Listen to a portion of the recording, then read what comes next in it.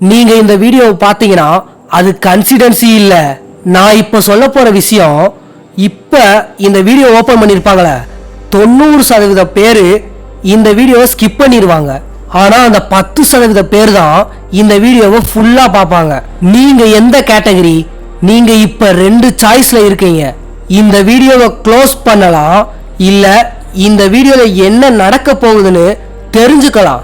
ஆனா ஒரு வார்னிங் இருக்கு, இந்த வீடியோ முடிஞ்ச உடனே அது உங்களுக்கு என்னன்னு தெரியும். நீங்க முன்னாடி இந்த மாதிரி இருக்க மாட்டீங்க. உங்க வாழ்க்கையில இந்த விஷயம் கண்டிப்பா நடந்திருக்கும். யாருமே உங்களை புரிஞ்சுக்கலைன்னு ஃபீல் ஆன ஒரு நேரம். அந்த ஃபீலிங் இப்ப இந்த வீடியோ பார்த்துக்கிட்டு இருக்க உங்களுக்கு இருக்கு. இந்த உலகத்துல யாராவது, ஏன் நம்ம கூட இருந்தவங்க கூட நம்மளை தப்பா புரிஞ்சிருக்கலாம். ஆனா எல்லாரும் நம்மளை புரிஞ்சுக்காம விட்டுட்டு போன நாள் தான் நம்மளுக்கு உண்மையிலே கஷ்டமா ஆரம்பிக்கும். நான் உங்களுக்கு ஒரு கேம் கொடுக்குறேன். இந்த வீடியோ எண்டிங் வரைக்கும் நீங்க இந்த வீடியோ ஸ்கிரீனை டச் பண்ணாதீங்க. நீங்க இதை ஃபாலோ பண்ணீங்கன்னா எண்டிங்ல ஒரு விஷயம் புரியும். என்னை யாரும் புரிஞ்சுக்கல அப்படின்னு சொல்றதுக்கு முன்னாடி என்ன நானே புரிஞ்சுக்கல, அதுதான் உண்மையே. நம்ம மனசுல நடக்கிற போராட்டத்தை வெளியில யாரும் பார்க்க மாட்டாங்க. அதனாலதான் நம்ம வலிய யாரும் புரிஞ்சுக்க மாட்டாங்க. நம்ம பேசுற வார்த்தைகளை, நம்ம சொல்றத எல்லாரும் கேட்பாங்க. ஆனா நம்ம சொல்லாத வலிய யாரும் கேட்க மாட்டாங்க. நீங்க இன்னும் இந்த வீடியோவை பார்த்துக்கிட்டு இருக்கீங்கன்னா அந்த 10% ஆல்ரெடி நீங்களும் வந்துட்டீங்க. ஆனா இன்னும் ஒரு லெவல் இருக்கு.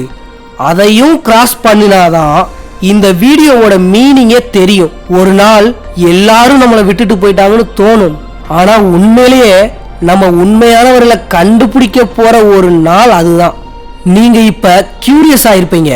அதுதான் நான் எதிர்பார்த்தது. புரிஞ்சுக்காதவங்க போனதுக்காக கவலைப்படாத. புரிஞ்சுக்கிறதுக்கு ஒருத்தன் இருந்தா போதும், நம்மளோட வாழ்க்கையே மாறிடும். இந்த உலகம் என்ன புரிஞ்சுக்கலன்னு நான் அழல.